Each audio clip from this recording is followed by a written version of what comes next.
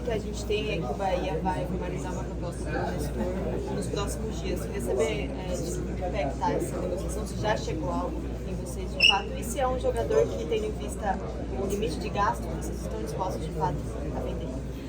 Na verdade, ainda não chegou nada oficial. O que existe, que nós sabemos que há um interesse, que tem até porque o Rogério Ceni é técnico, conhece muito bem o Nestor, um ativo nosso importante.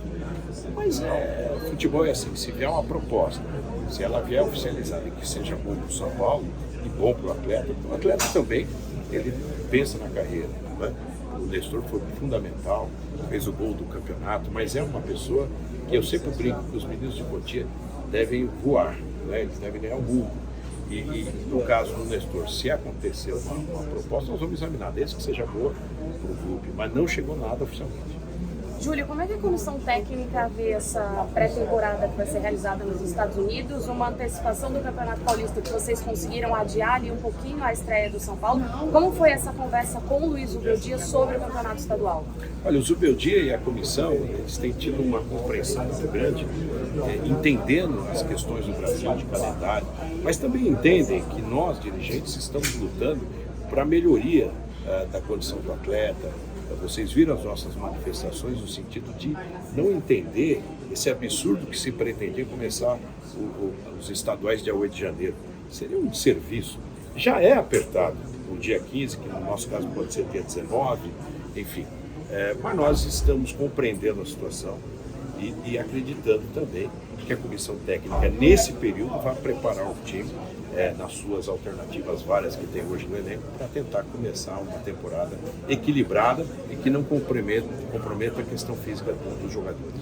Ô Júlio, indo nessa linha de planejamento para 2025, quais as posições carentes que vocês detectam?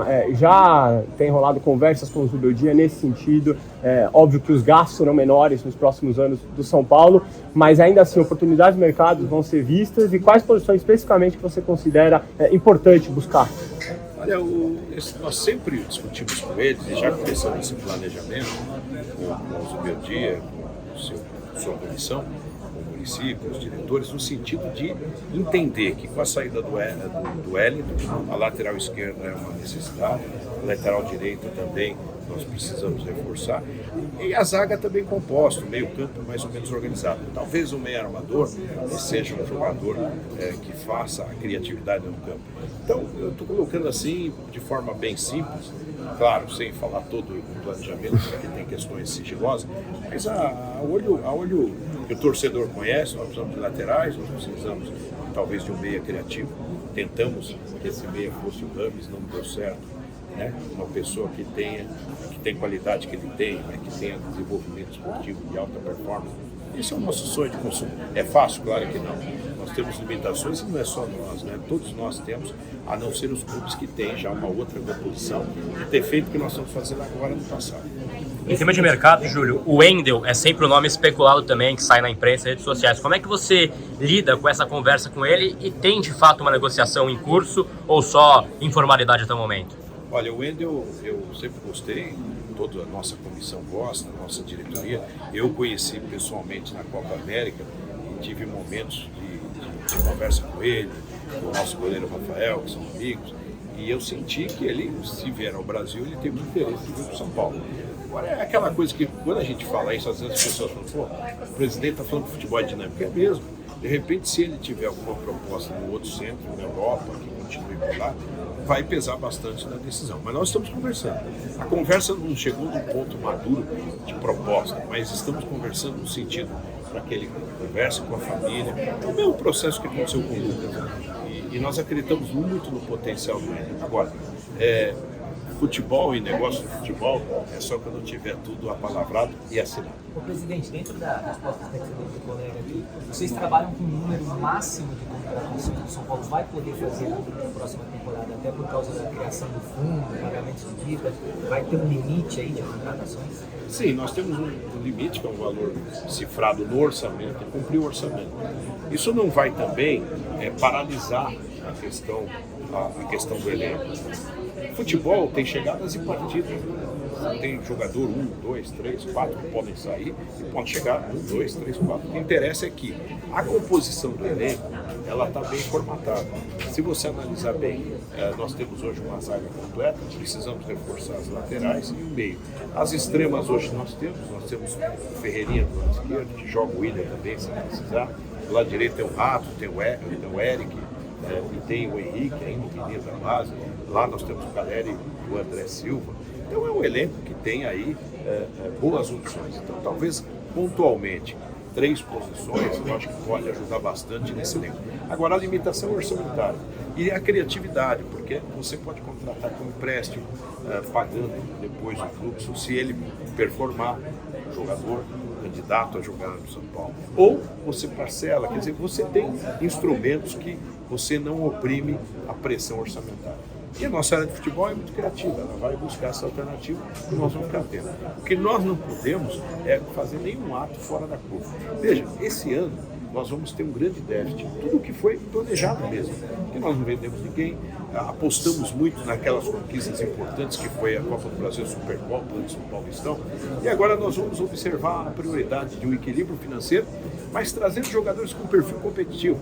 Nós não podemos esquecer que assim chegou o Alisson, assim chegou o Rafael, que foi para a seleção brasileira, e tantos outros, que eram jogadores que não eram nem badalados, aliás, não eram apostas aceitáveis por uma grande parte da crítica, o que é normal, era uma avaliação de jogadores que vieram da segunda divisão.